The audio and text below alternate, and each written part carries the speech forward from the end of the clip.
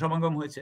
সেখানে high commissioner সাহেব বলছেন যে বাংলাদেশের সাথে ভারতের সম্পর্ক হচ্ছে আপনার মানে মানে ন্যাচারাল, হুম, স্বাভাবিক, স্বাভাবিক সম্পর্কটাই হচ্ছে এটা স্বাভাবিক।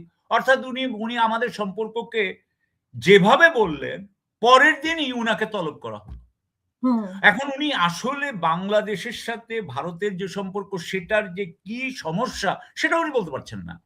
হুম, এখন আবার শুনলাম যে উনি নাকি বা পররাষ্ট্র ওদের পররাষ্ট্র মন্ত্রণালয় যে বলেছে যে বাংলাদেশ কিন্তু মাথা নোয়াবে না। বাংলাদেশ বাস্তবের কথাই বলে। ওরা তো বলছে আমরা নাকি আমাদের হিন্দু ভাই বোনদেরকে মেরে ফেলছি।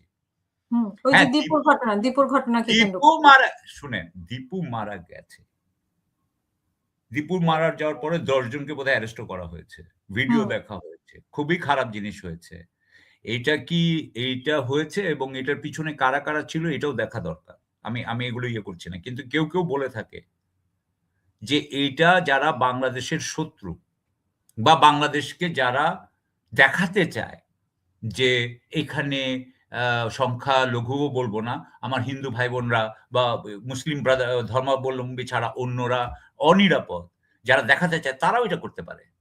তারাও এর নামে এটা ছড়িয়ে দিতে পারে। এখন হুম, আমার তো বিষয়টা জানা দরকার। বিষয়টা না জানা আমি যেটা দেখি আরকি যে যখন ভারত থেকে না কোনো তদন্তের কথা বলা হয় না। ভারত হুম। থেকে কিন্তু সাথে আমাদেরকে মানে একেবারে এ এ এ প্রমাণ করে দিল। মানে আমি তোমরা সবাইকে মেরে ফেলো। আর মানে আমরা অর্থাৎ মেরে ফেলতেছি। হ্যাঁ, একটা এইভাবে ঘোষণা দিয়ে দেয়। একটা হুম, ডিক্লারেটিভ সেন্টেন্স তারা বলে। তারা বলে যে হ্যাঁ, এটা প্রমাণ হয়ে গেছে। এখানে আমার মনে হয় যে এখানে ডাল মে কুছ কালা হ্যায়, হ্যাঁ? এখানে মনে হয় যে কোনো একটা কিছু চলছে। দীপু হচ্ছে কিন্তু আমি অবশ্যই দীপুর এই মৃত্যুতে আমরা গভীরভাবে ইয়ে করি, আ আ দুঃখ প্রকাশ যেভাবে করি। তাকে মারা এটা আর হয়েছে। একজনের হওয়া উচিত না। এটা হুম, হওয়া উচিত না। এবং এটা প্রত্যেকের শাস্তি হওয়া উচিত। এখানে দীপুর যেমন হত্যাকারীদের শাস্তি হওয়া উচিত, ওখানে সাইফুল ইসলাম আপনার মনে আছে চিন্ময়ের সময় যে প্রসিকিউটর মারা গিয়েছিল? মারা গিয়েছিল।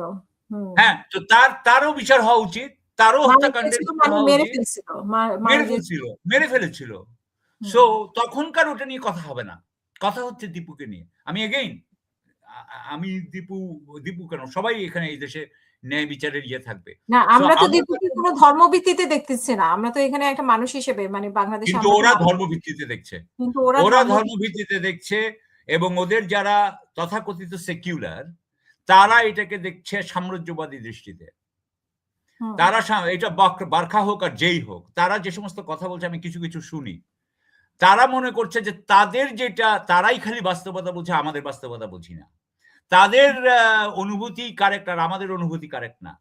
তার মানে কি ওরা আমাদের থেকে গ্রেটার হিউম্যান বিইং নাকি? আমরা কি ওদের থেকে মানে লোয়ার হিউম্যান বিইং? সো ওদের ওখানে আপনার পুরোহিতরা যায়া কিন্তু ভাঙচুর করতে পারবে। ওরা কিন্তু একজন পুরোহিতকে বসাইছে হচ্ছে গিয়ে ইউপির আ মুখ্যমন্ত্রী হিসাবে। কিন্তু আমাদের দাড়িওয়ালা টুপিওয়ালা দেখলে তাদের এক্কেবারে জ্বলে যাচ্ছে। জ্বলে ওঠে। একদম দ্বিচারিতা। ডাবল স্ট্যান্ডার্ড, ট্রিপল স্ট্যান্ডার্ড করে এরা। ভারত ডাবল স্ট্যান্ডার্ড এ একেবারে ইয়ে। আমার কথা হচ্ছে ভারতের মানুষের সম্পর্কে আমার অনেক ভালোবাসা আছে। ভারতের যে দিল্লির যে সমস্যা, সেই সমস্যার জন্য বাংলাদেশ সমস্যায় আছে। দিল্লি হুম, বা ভারত যেহেতু দুর্নীতিগ্রস্ত, তারা বাংলাদেশও দুর্নীতিগ্রস্ত হইছে। আজকে ভারত যদি একটা সুন্দর কান্ট্রি হইতো, ভালো কান্ট্রি হইতো, তাহলে বাংলাদেশও ভালো কান্ট্রি হইতো। এবং তারা আমাদেরকে অনেকে তো বলে যে তারা হইতেও চায় না, তারা চায়ও না যে বাংলাদেশ ভালো হোক। কারণ তারা তো ভালো না। ভালো না মানে তাদের ভালো না বলতে বুঝাচ্ছি যেটা, যে তাদের মানুষের মানবাধিকার লঙ্ঘন হয়। তাদের দেশের মানুষের দুর্দশা, দুঃখ সবচেয়ে বেশি গরিব মানুষ এখন ভারতে। সো দে হ্যাভ তাদের হচ্ছে গিয়ে আপনার অর্থনৈতিক যেমন ওরা যত যাই বলুক, উন্নয়ন মানুষের হয় নাই। হুম, আম্বানির আর আদানির হয়েছে।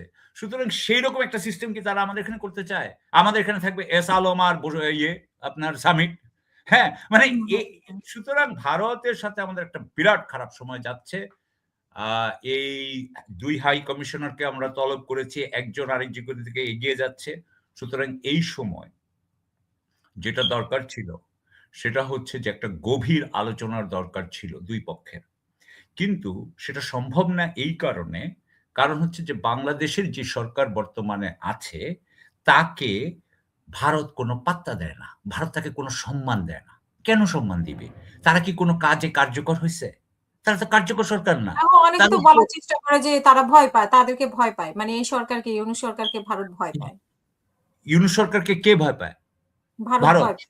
হুম। এটা একটা ফালতু কথা। কে কোথায় কেমনে বুঝা গেছে যে ওরা ভয় আমরা পায়? তো দেখি না যে খুব শক্ত কোনো অবস্থান নিতে এই সরকার। একবার নমনীয় হয়, আবার না, একটু না কি কেন হয়ে যায়। ভারত এই ইউনূস সরকারকে ভয় পায় কোন হিসাবে কে দেখলো? ওরা কি আমাদের ভিসা বন্ধ করে দেয় নাই? ওরা কি আমাদের বিরূপ প্রতিক্রিয়া করছে না? ওরা কি এই রাফায়েল এনে লালমনিরহাটে ওই যে ওইদিকে কি রাফায়েল এনে বসাচ্ছে না? ওরা কি ড্রোন এনে বসাচ্ছে না? ওদের কি সীমান্তে হত্যা বন্ধ হয়েছে? ওরা কিসে ভয় পাচ্ছে? আমাকে আপনি বুঝান। হুম, হুম। কোনদিন কিছুতেই ভয় পাচ্ছে না। ওই যে কয়েকদিন আগে অজিত দোভাল সাহেবের সাথে দেখা করতে গেলেন খলিলুর রহমান সাহেব। উনারা কি বললেন? উনি বললেন যে আ আ আমরা হস্তক্ষেপ মেনে নিব না বলে উনি চলে আসলেন। কই কিছু তো হয়নি। এরপরে উনি আবার বোধহয় কি কাতার না কোথায় গেলেন। কাতার সেখানেও গেলেন। নাকি কথাবার্তা হলো। সেখানেও কথাবার্তা হলো।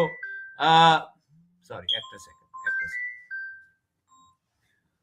তো সেখানেও কথাবার্তা হলো। আমি যেটা বলতে চাচ্ছি যে উনারা ধরেন উনি যদি সত্যিকারের একটা কার্যকর সরকার হইতেন। কথার কথা। উনি হুম। যদি এখানে আসার পরে ইউনূস সাহেব যদি এখানে আসার পরে ধরেন আইন শৃঙ্খলা ঠিক করে ফেলতেছেন, অর্থনীতিকে একটা সুন্দর দিকে নিয়ে আসতেছেন, দুর্নীতিকে ইয়ে করছেন, বাংলাদেশ সরকার একটা সত্যিকারের শক্তিশালী সরকার হচ্ছে। তাহলে ভারত উনাদের সাথে কথা না বলে যেত কোথায়?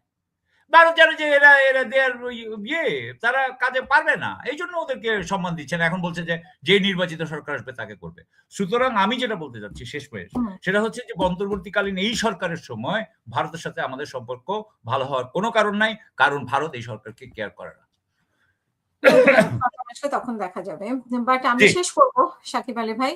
হুম। শেষ করার আগে আপনার কাছে জানতে চাই যে তারেক রহমান বাংলাদেশে আসার পরে রাজনৈতিক পরিবর্তন, ওভারঅল রাজনীতিতে বড় ধরনের কোনো পরিবর্তন আপনি আশা করেন কিনা? এবং নির্বাচন নিয়ে আমি যে আশা করতে সংকট। চাই আমি আশা করতে চাই কিন্তু রাজনীতির গভীরভাবে রাজনীতিকে না বুঝলে এবং সেই বুঝে সেই দাওয়াই যদি কেউ যদি না বোঝে যে কি দাওয়াই লাগবে, যেটা আমি এখন পর্যন্ত তারেক রহমান সাহেব যদি আমাকে দুর্নীতির কথা বলতেন, আমাকে যদি উনি বলতেন যে আম যে উনি যেহেতু উনি বলেন না, আমি একটা দিক দিয়েই দেখি। সেইজন্য আমি আসলে সত্যি কথা বলতে আমি খুব একটা ইয়ে হতে পারছি না। আ আ আত্মবিশ্বাসী মানে আমি একটা আশাবাদী হতে পারছি না। আশা করব যে উনি বাংলাদেশের অবস্থা বুঝে, বাংলাদেশের গরিব মানুষের চোখের ব্যথা বুঝে, তাদের কষ্টটা বুঝে যে আমাদের স্কুলে শিক্ষা হয় না, আমাদের চিকিৎসায় চিকিৎসা হয় না, মানে ডাক্তাররা চিকিৎসা দেয় না ঠিকমতো, হাসপাতালে চিকিৎসা হয় না। আমাদের পুলিশ নিরাপত্তা দেয় না, আমাদের সরকার কোনো সেবা করে না। এই বড়, বড় জিনিসগুলো যদি উনি ট্যাকল করার মতো উনার যদি প্রত্যয় হয় এবং সেটা যদি উনি বলেন, তাহলে আমি বলব যে ইনশাআল্লাহ উনার হাতে আমি আশাবাদী হতে পারব। এখন হতে পারছি না। আমি দুঃখিত। অসংখ্য ধন্যবাদ আমাদের সাথে যুক্ত হওয়ার জন্য। আমরা আশা করব যে একটা বড় ধরনের পরিবর্তন বিএনপিতেও আসবে। তারেক